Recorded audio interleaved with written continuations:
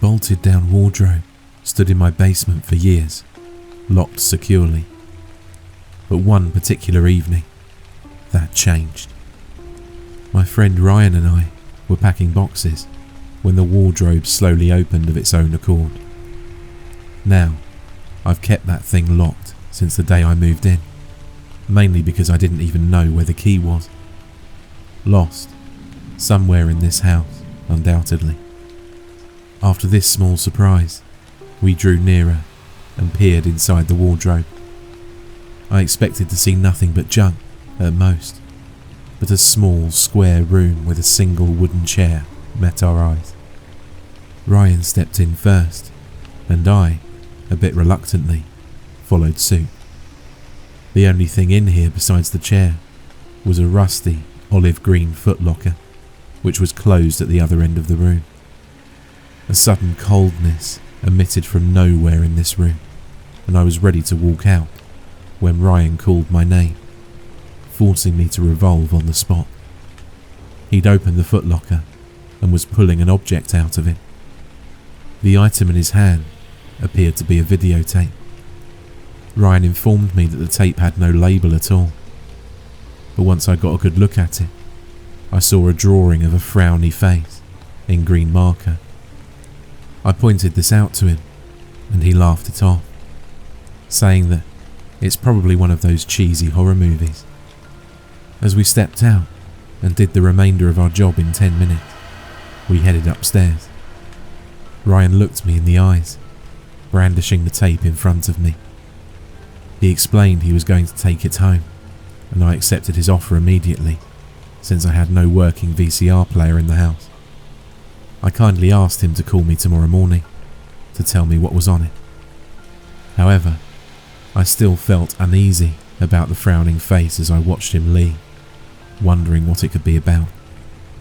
The following day, at approximately 12 p.m, I checked my messages once again for Ryan's call, in case I'd missed it.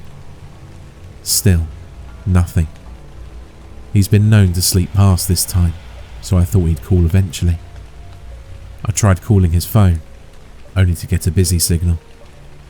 Who could he possibly be talking to? At 3 p.m, I still hadn't received any calls or messages. I tried Ryan's number again. I received another busy tone. How long has he been on the phone? Approximately every hour after that, until 7 p.m, I'd call and call, only to have my auditory senses racked by the busy tone again and again. I'd become very impatient, so I decided to go to Ryan's house to ask him personally. As I stepped out onto my porch, I looked down and saw, to my astonishment, a videotape flipped over on its face. Confused, I picked it up and spun it over. It was in fact the same tape Ryan had pulled out of my basement, yielding that same weird frowning face on it. I lowered it from my face and wondered why Ryan would leave it on my porch and not hand it to me in person, especially since I'd asked him to at least call me about it. I walked to Ryan's apartment in about 6 minutes flat. As I stepped onto the threshold of the door, I started to knock loud and accidentally pushed the door open with my fist. Calling out my apologies, I began to look for my friend. I heard a strange noise, exactly like muffled speech, coming from his room. I called out his name as I approached his bedroom door, throwing it open. He wasn't in there.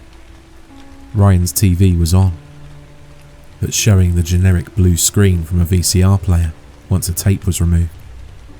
I looked at my hands and found that I wasn't carrying the tape anymore.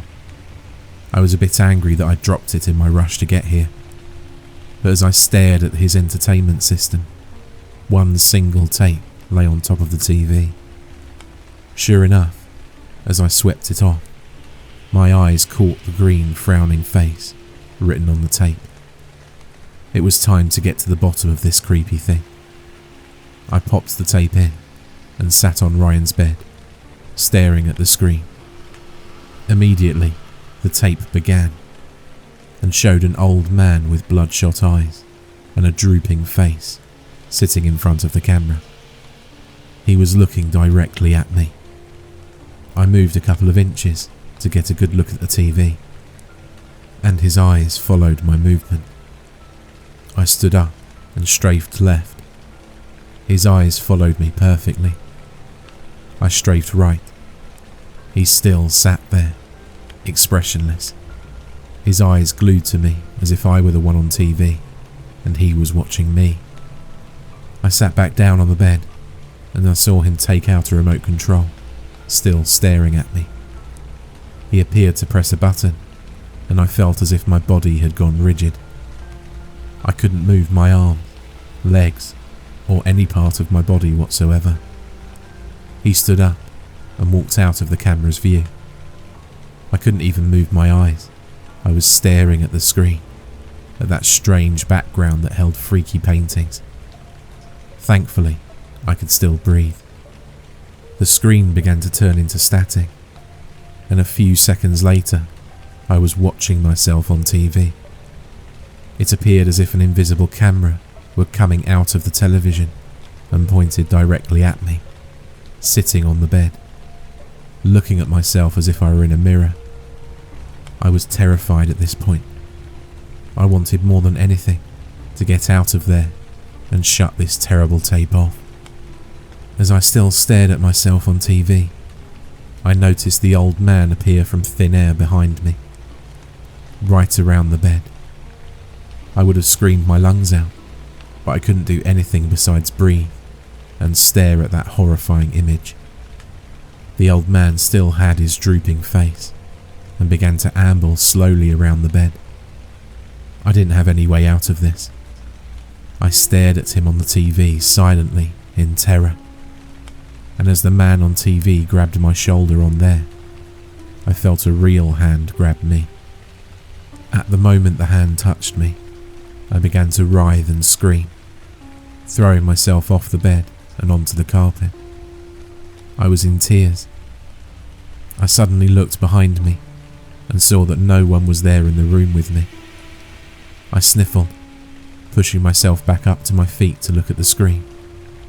There was Ryan, standing in a black background with a horribly morbid expression, clawing at the screen, apparently trying to get out of the TV. I then saw a hand grab him by the hair and twist his neck 180 degrees so that the back of his neck was facing me. He slid down and disappeared from view. Much static began filling the screen. The old man's face suddenly flashed on again, holding up his remote and pressing another button. I felt extremely odd, like I'd forgotten everything. A ringing silence filled my ears, but I could feel myself moving.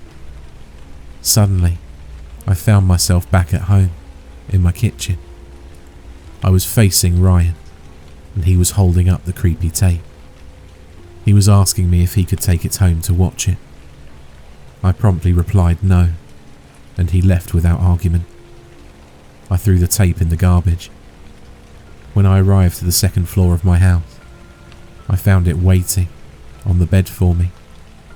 This happened several times as I tried to destroy it. Over the years, I lost the tape as I moved again to a new home. As I explored the house, my landlady, Louise, had called to tell me she'd be arriving in 5 minutes to have a face-to-face meeting. A few minutes after the call, I heard a knock at my door. Combing my hair to make a good impression, I opened the door and was about to greet her when I noticed there was an oddly familiar old man on my porch. He leered at me with bloodshot eyes and a droopy face. He held out a tape. I grabbed it and looked at it, trembling with fear at the sight of the green, frowning face that had scared me to death years ago. I raised my head up and saw that he was looking at me with the same, slightly scary, drooping, unsmiling face, dressed in the same outfit as he had in the tape that he'd stared me down in. I blinked and he vanished instantly. Today, this tape is still stuck with me, and I haven't seen Ryan in years. I still haven't watched it again. That old man's face pops up in my brain as I sleep, waking me from a deep sleep. I don't think I'll ever be able to get rid of this thing.